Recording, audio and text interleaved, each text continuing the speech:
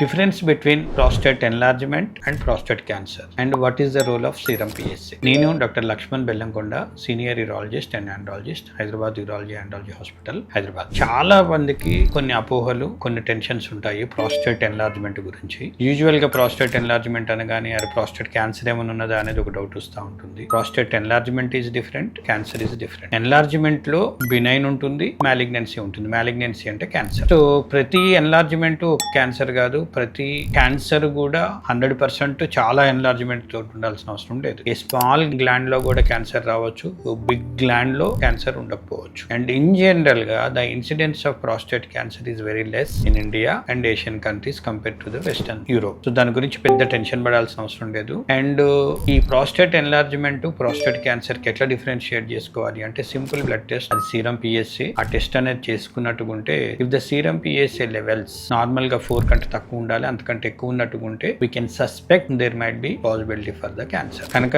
Tension పడొద్దు. ఎవరికైతే enlargement ఉన్నదని స్కానింగ్ కానీ దేని వల్లనైనా కానీ ఒక మనకు తెలిసినట్టుగా ఉంటే పానిక్ కాకండి. సింపుల్ సీరం పిఎస్ఏ టెస్ట్ చేసుకుంటే మనకేంటో తెలిసిపోతుంది. అది హై లెవెల్స్ వచ్చాయి అనుకోండి, ఇమీడియట్ గా మీ యూరాలజిస్ట్ ని సంప్రదించి దాని గురించి ఫర్దర్ గా ఎవాల్యుయేషన్ అవసరం అయితే చేపించేసుకొని డౌట్స్ క్లారిఫై చేసేసుకోండి. బట్ ఆఫ్టర్ 50 years నా ప్రీవియస్ వీడియోస్ లలో కూడా చెప్పాను నేను, ఒక ప్రాస్టేట్ స్క్రీనింగ్ అనేది వెరీ ఇంపార్టెంట్. చేసేసుకుంటే దాంట్లో scanning, uroflowmetry, serum PSC, basic investigations వచ్చేస్తాయి. దాంతో ఈ అపోహల నుంచి మనం బయటపడొచ్చు. Thank you.